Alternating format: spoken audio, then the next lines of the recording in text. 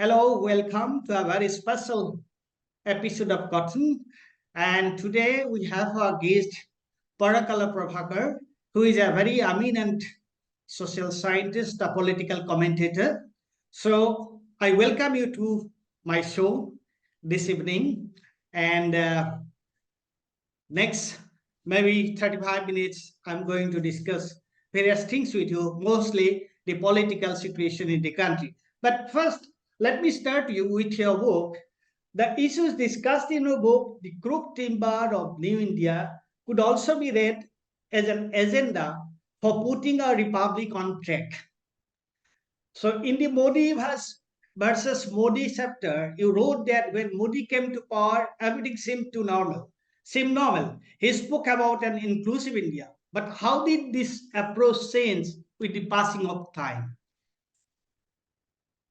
My feeling, Paresh, is this, that, the issues that were raised by the then prime ministerial candidate and the challenger to the UPA, the NDA led by the BJP, like unemployment, policy paralysis, corruption, and all the rest of them, were mainly used as an entry point.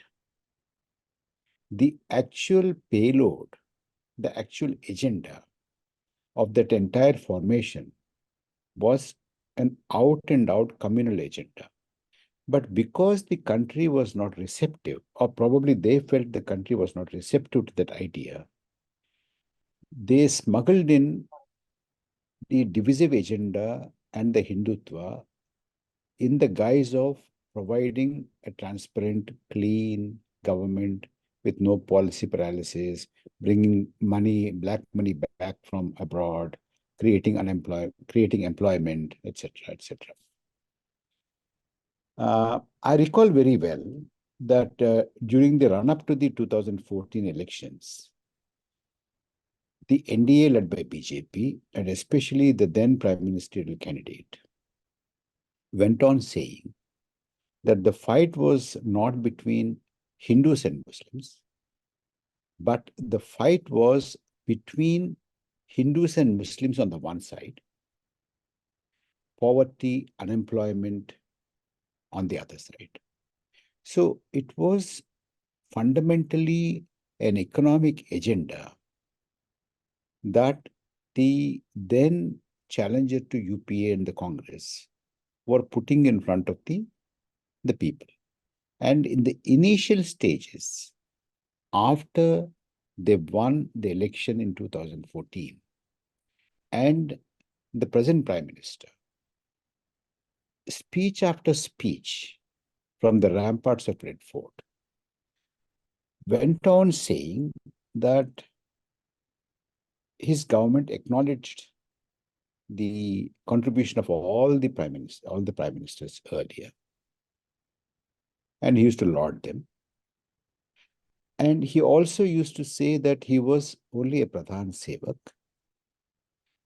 and what he was leading was Team India.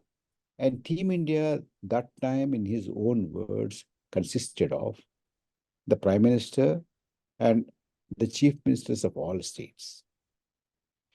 Today, that particular formulation is given a go by. It is no longer that kind of a formulation that you hear. We hear dog whistles. We hear calls for genocide, calls for economic boycott, calls for speeches which would tell you, you can find out what kind of people are these from the dress that they wear. There are all sorts of things. And then the Pradhan Sevak term has completely disappeared from the Prime Minister's speeches. And then Team India today is no longer the Prime Minister and the Chief Ministers of all states. Team India today is Prime Minister and the people of India. So in between, there is nobody. So these kind of ideas, these kind of formulations, this kind of a drift has very serious implications for our economy, our federal structure, our polity, and our democracy, and the core values of our constitution, like liberalism, diversity, secularism, respect for citizens. All these are now stand compromised. They are, they're now a very far cry from the founding ideals and principles of our republic. That is where we stand today. Okay, now my next question is, see, you have at length talked about the rise of the BJP in the second chapter of the book.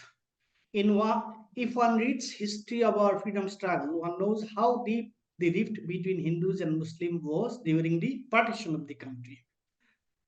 But still, somehow secularism survived in India for more than half a century. Do you think that secularism was just a veneer and it didn't percolate deeper into our society? Otherwise, how could this BJP, if people were in true sense, if India was in true sense a secular country, how could BJP get foothold? How could it actually spread so fast? And why the divisive politics has taken so deep root in the country at the moment? This is a very, very, very interesting question, actually. I have to respond to this in 3 layers. First of all, let me restate what I said in the book and the chapter. You see, the most fertile ground for this kind of a communal politics, for this kind of a divisive politics, is immediately after independence, immediately after partition, because hundreds and hundreds of dead bodies came from the other side of the border to here, and hundreds of dead bodies went from this side of the border to that side of the border. And compared to the present leadership, the leadership which advocated a communal idea of India, that India is a country for the Hindus and Muslims have no place here. That kind of an ideology was championed by very tall leaders. Very tall leaders were still alive then. For instance, Shyama Prasad Mukherjee, Balraj Madhok, Guru Golwalkar were still alive. Veer Savarkar was still alive. Karpatri Maharaj was very active. Compared to those leaders, the leaders that we see today are very small. And they are not even articulate and very sound in articulating the narrative that was being articulated. Still, secularism survived in India. Of course, one minor, or some people might call a major, development that contributed to this or to the, some kind of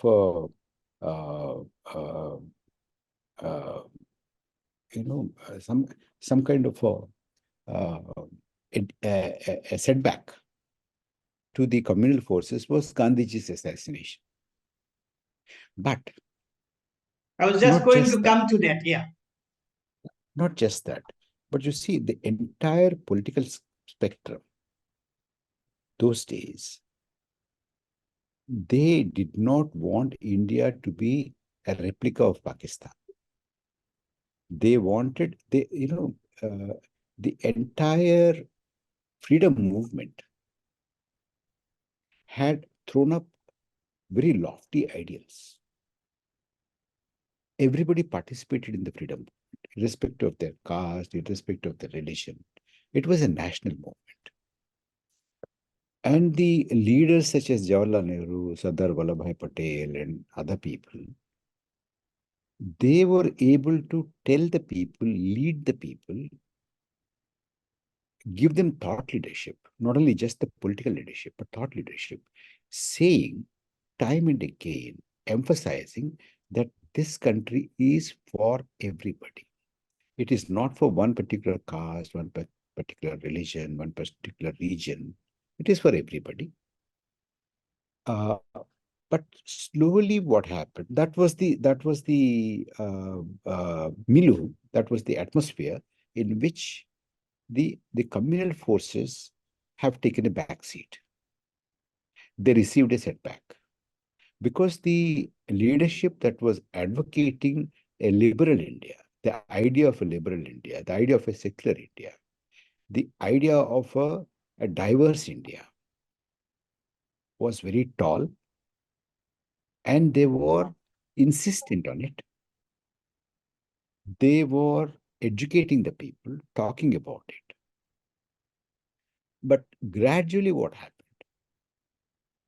All the major political formations, they reduced themselves to mere election fighting machines. Between one election and the other election, they do nothing. There is no political education. There is no reiteration of the ideals of the Republic. And time and again, on many occasions, there were compromises.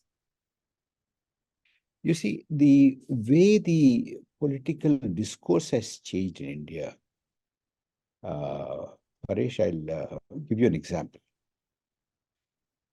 Remember, even 12, 15, 16 years ago, including the BJP, every political formation in the country used to say that they were secular. Yes. BJP used to say that it was secular, but genuinely secular, not pseudo-secular like the Congress and the Communists. Yeah.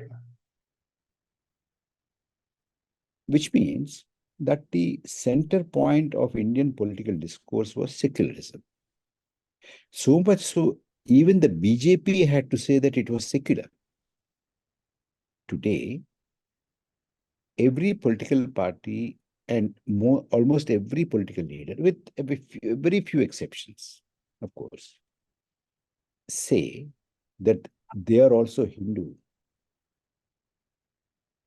So previously, the discourse used to be everybody was secular, but not like those people. They were appeasement secular, they're pseudo-secular. Today, people are saying, the leaders are saying, the political parties are saying that they are also Hindu, but not like them, not like the BJP. Therefore, the discourse has moved from secularism as the central point of the political discourse to Hinduism as the central point of political discourse. This change has come about because the political leaders and political parties have somehow taken for granted that India's political system has settled to a contest between slightly left of center and slightly right of center. There was no room for extreme right or extreme left. That is the reason why many political parties in the country, even those who are not ideologically closer to the BJP, started doing business with them, started joining the coalition, started extending support to them, either, from inside the government or from outside the government. So, almost every political party in this country, with very few honorable exceptions, did business with the communal forces. They have legitimized their presence. Paresh, you will very well remember, Lal Krishna Advani used to say that, look, we are not untouchables. Why do you treat us as untouchables? We are also a part. We're Atal Bihari also Vajpayee also said the same thing. Yeah. yes. So that used to be that means that the mindset of Indian political system is to see them as somebody outside. And they were trying to gain legitimacy and come back into the mainstream by saying that we're also secular, we're also getting elected like you do, we are no different from you. We are also, following the Sarva Dharma Samabhav, that kind of thing. So, that is why I say that BJP from 2014 onwards, including 2014 elections, it has smuggled its original intentions. It has smuggled its communal agenda into the Indian political system by posing as seculars, by posing as anti-corruption, by posing as pro-economic development, by promising to solve the unemployment problem, by promising to solve the inflation problem. But today, none of those promises were kept. We can again, we can, as we proceed, we can talk about the economy. What kind of an economy are Yes, we yes, into? surely we'll talk. So all the 2014 and 2019 promises in terms of economy, in terms of federalism, in terms of uh, secularism, they all stand violated. Now, do you actually mean to say that, or can we come to this conclusion that okay, BJP first they were not bold enough, because the milieu was different, so that is why they spoke about development, about you see, because development for all.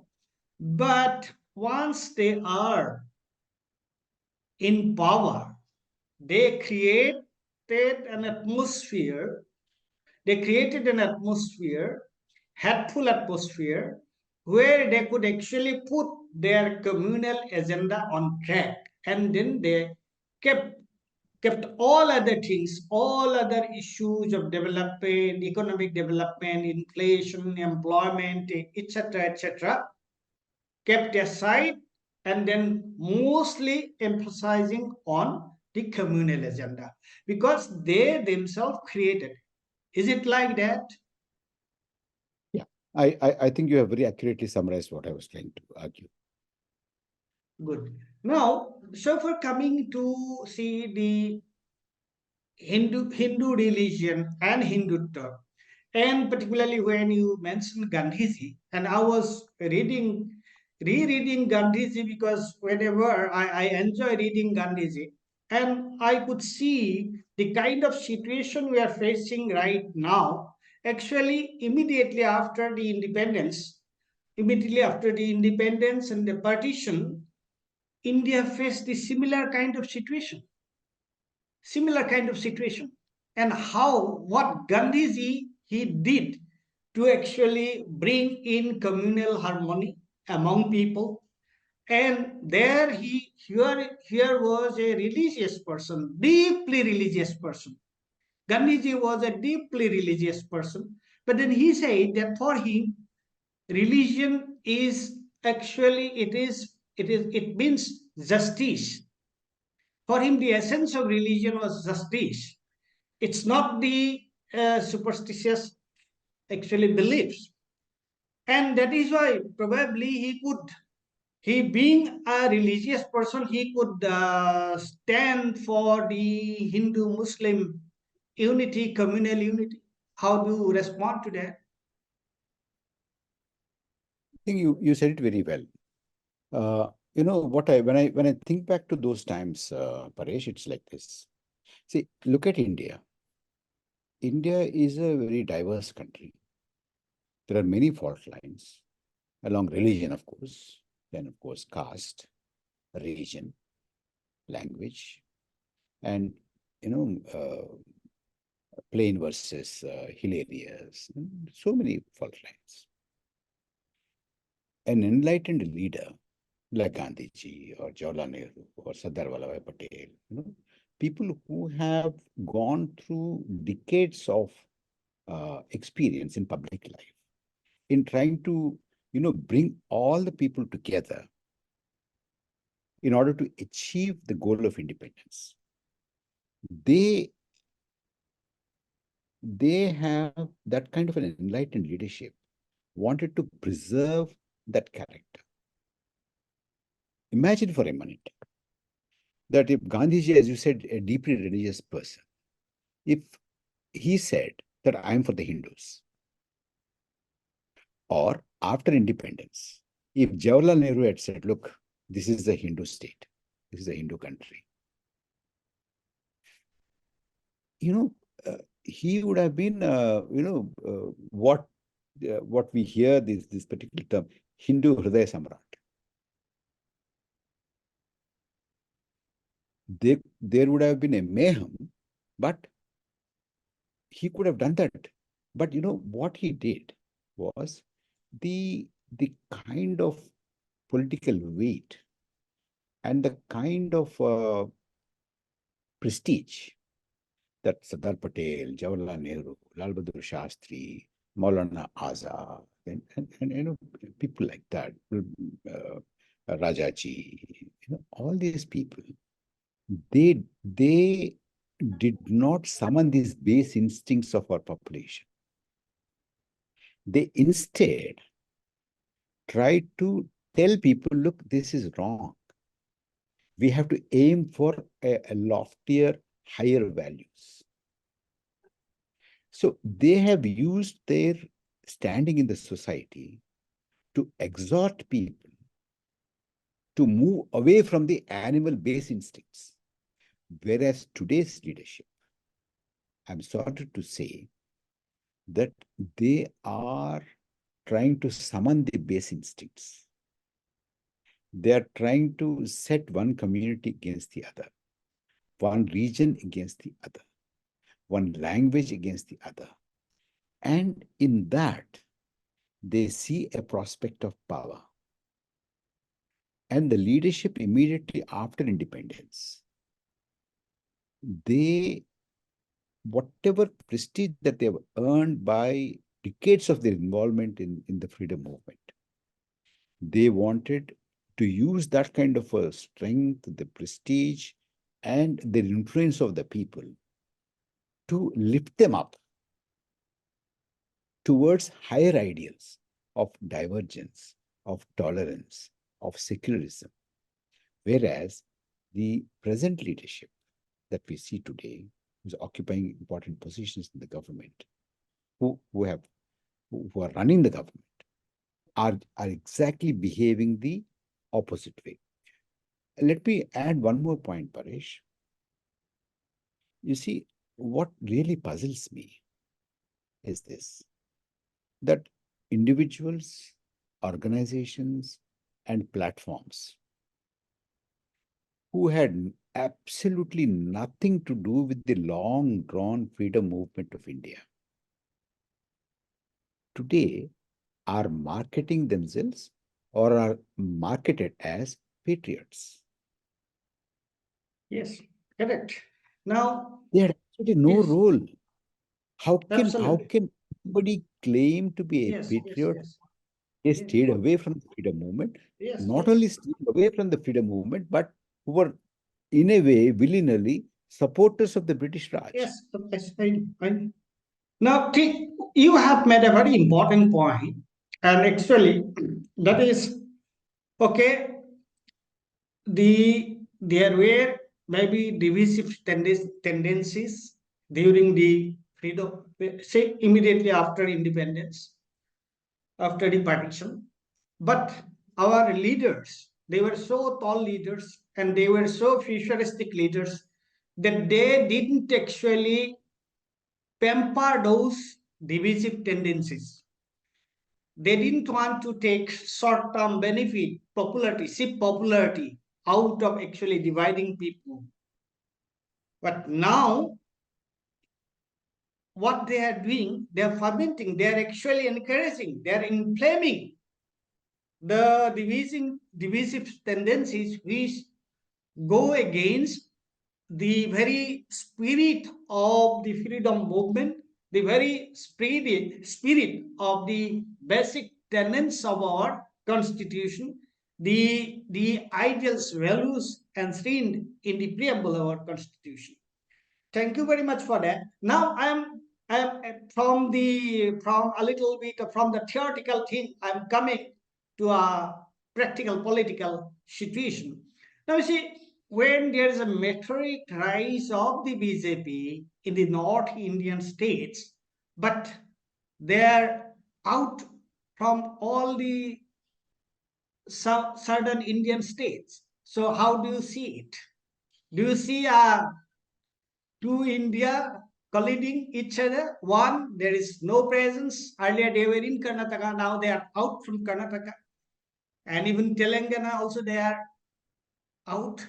So how do you see? And I must respect you because you are from South India and I am from extreme northeast. So how do you see these tendencies? We have to first of all understand how the present ruling party functions. It is basing itself on Hindi, Hindutva, and Hindustan. Now, these three are their core ideals. These three are their core support basis. So these three, if you go on with this kind of a thing, then any region, any place which is beyond these three core constituencies will not be in the favor of BJP. That is the reason why, to a large extent, why it is out of the southern states. That is probably the reason why it is also, they might manipulate the mandates. That's a different thing. But even in the Northeast, it faces a lot of alienation. Now look at Manipur. Look at what's happening in Manipur. They're absolutely insensitive to that. They don't even respond to that. The Prime Minister of the country has time for going everywhere. Everywhere, everything, for everything. Not a single word, not a single visit to, he goes abroad for 3 days, 4 days, 5 days, directly comes and, attends a program. And, that is being marketed as, how energetic, he doesn't even sleep, more than 3.5 hours and all that. But, an hour of visit to the Northeast, the Home Minister had just gone only once. So this is the kind of, because you see, I can understand this only in terms of, well, electorally, these areas, these regions do not matter. How many people do they send to the Lok Sabha? One, of course, they don't like our ideology, which means they are not our people. Second, the electoral arithmetic is of no consequence. For instance, I tell you, our political geography is structured in such a way, Paresh, that all the seats put together from the southern India, all the 5 states, can be cancelled out by just 3 states from the northern India. I know.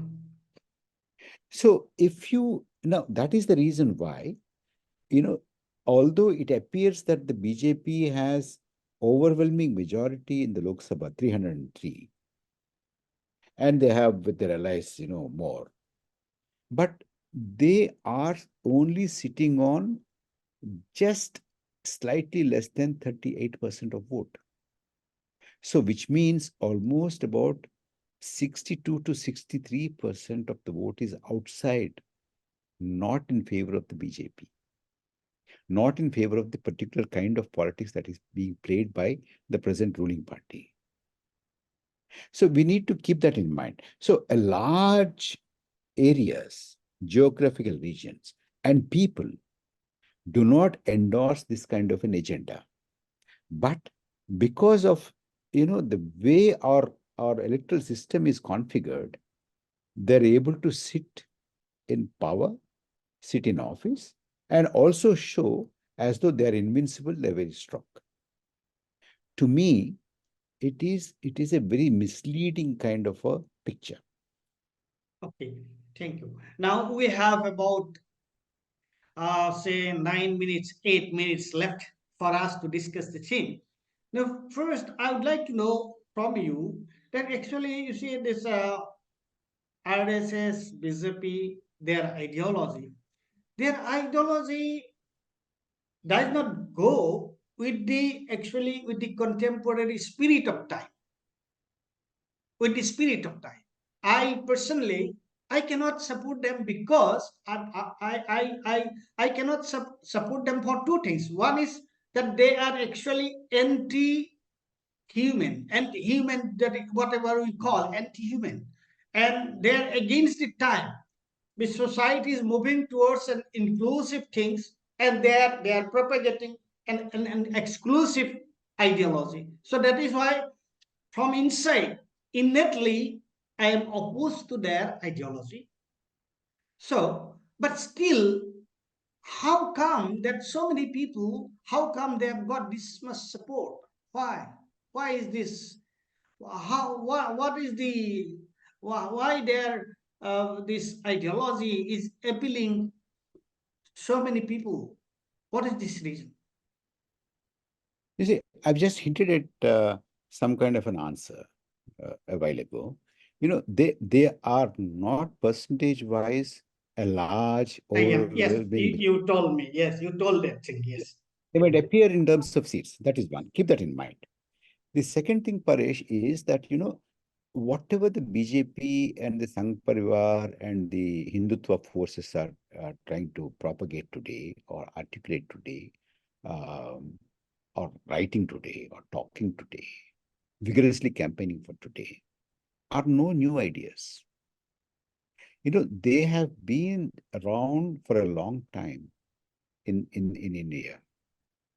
I mean, I am not going back to, hundreds of years, but, these kind of ideas were very, very forcefully argued, especially since 1818.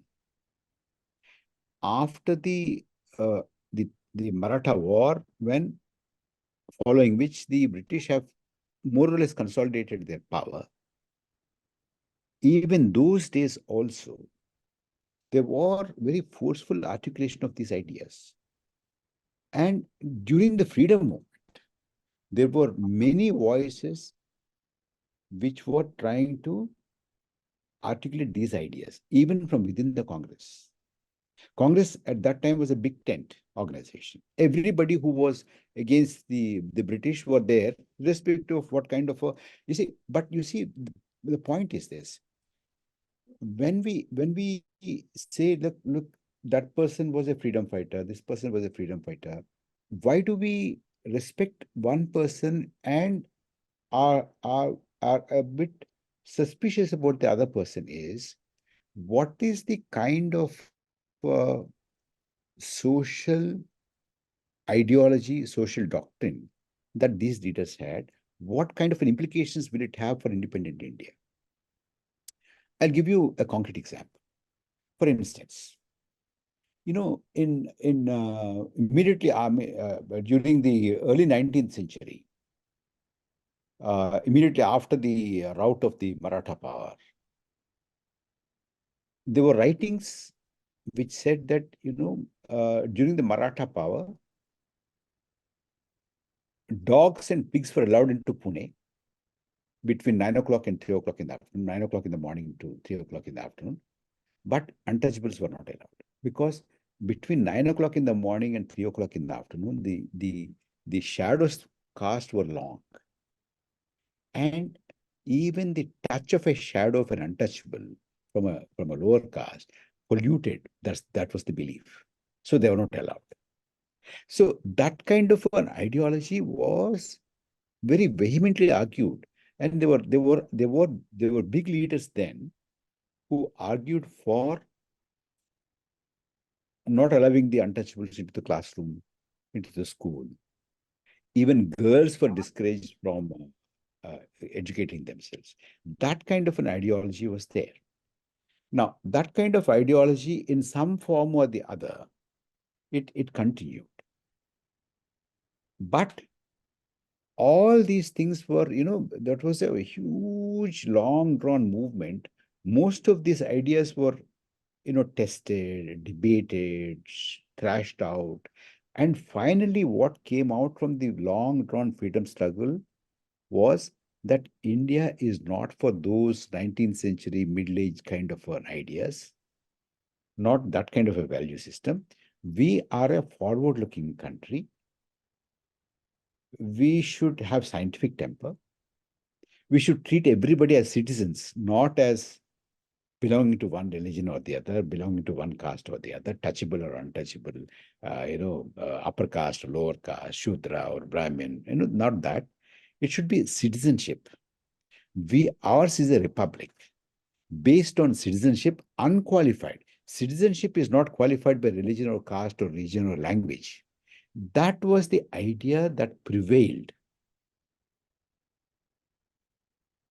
defeating the rival ideas of India. The rival ideas of India were not non-existent.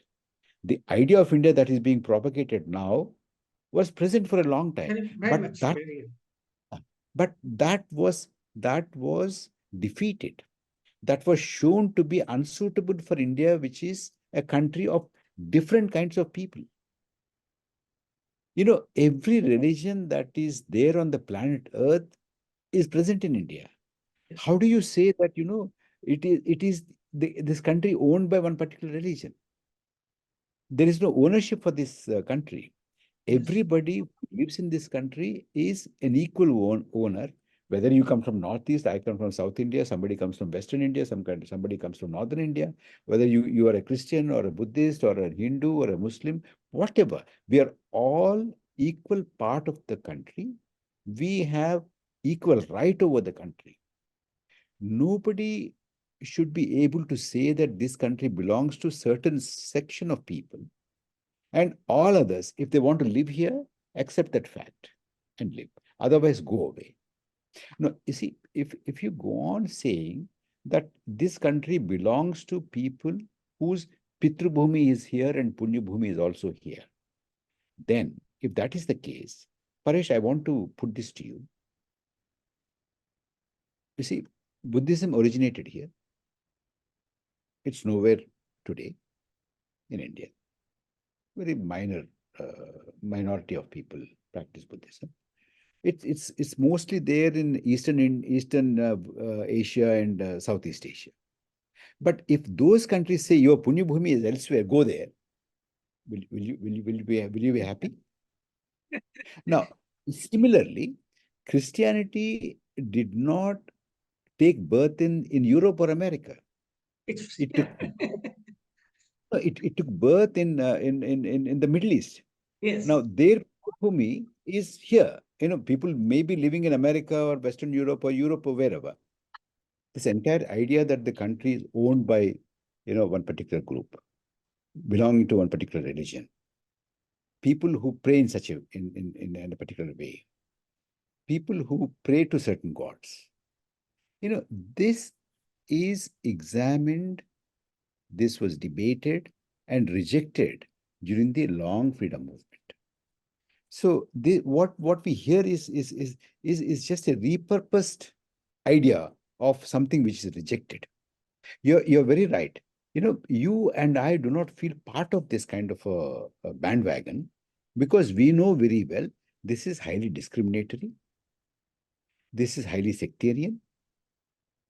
This empowers certain people and it subjugates some other people.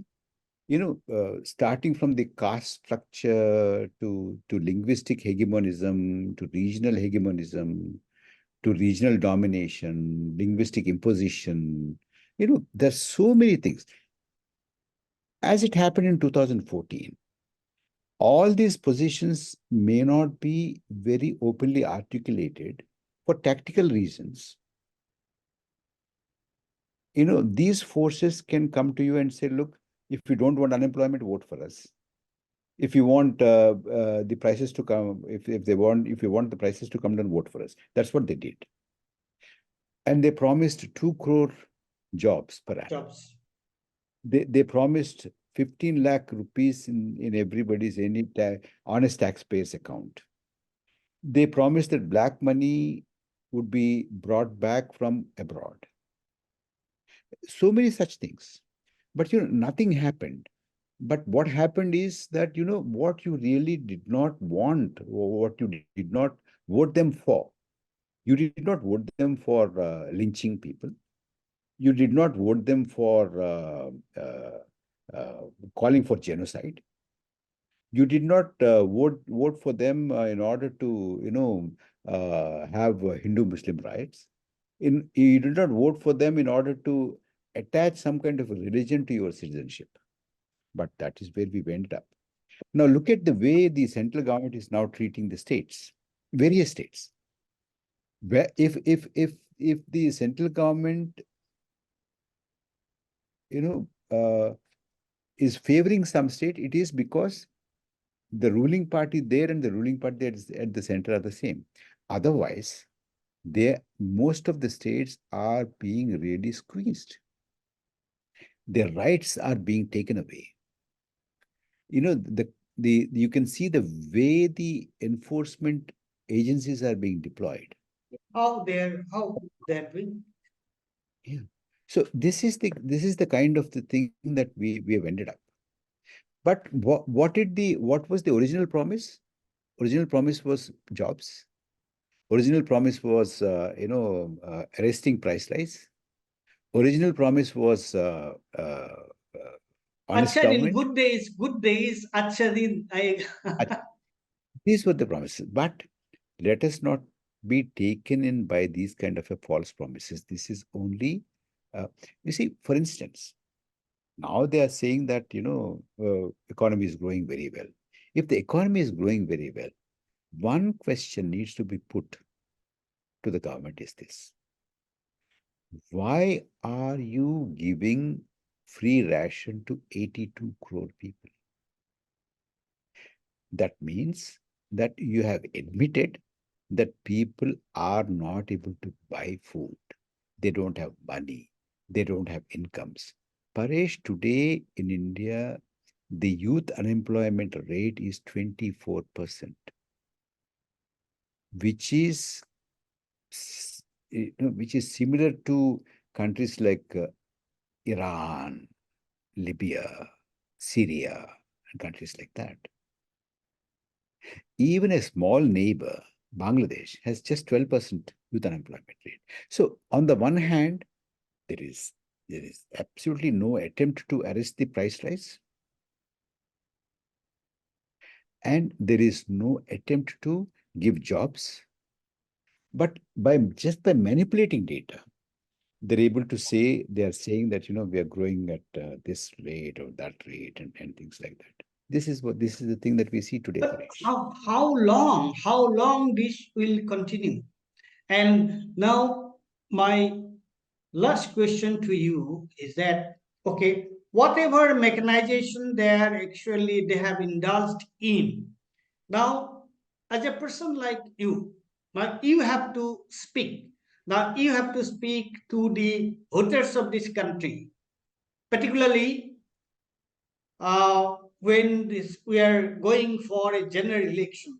So what will you speak to them? What will you speak to the people first, to the general people, and then to the conscientious section of the people? How could they actually save the democracy, save the constitutional values of this country, save the independence and autonomy of the democratic institutions in this country? So this should be your final. This should be your final word. So I would request you to say these final words aiming at the general public and also the conscientious section of the people. Paresh, the reason why I wrote this book is to generate some kind of a debate in the society that things are not well. We are in a very deep crisis. Our economy is in deep crisis. Our federal structure is in deep crisis. Our secular values are in deep crisis. They are threatened today. All the values that we stood for, our constitution stood for, our freedom movement has stood for, and all the values that we have striven for the last 70 years are now under serious and severe threat. This is one thing that I've been saying. I wrote, and I, of course, whenever, like this, we do discuss. And whenever, there are book discussions or people invite me to speak, especially I'm very keen to go to the campuses. That's very important. That's very important, actually. Speaking to the young minds. Yes, because you see, they are the ones who are going to reap the benefits or, be victims of what is happening today.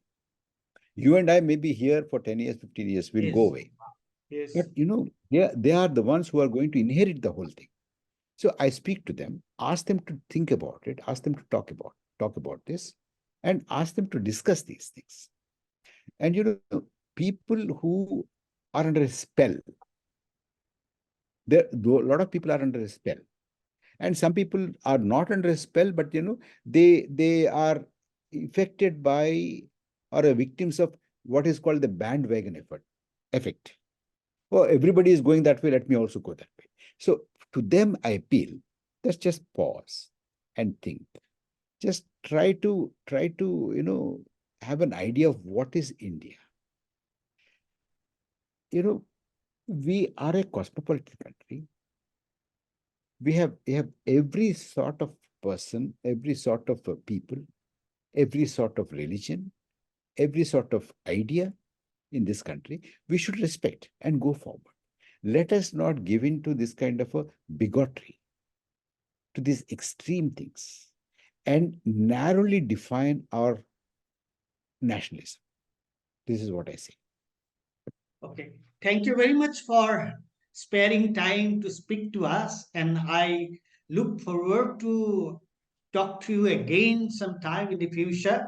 And thank you once again for sharing your wonderful thoughts with us. And from Northeast Now, I once again thank you for joining this discussion. Thank you very much, Paresh. You've given me a great platform. Thank you very much. Okay, bye-bye. Bye.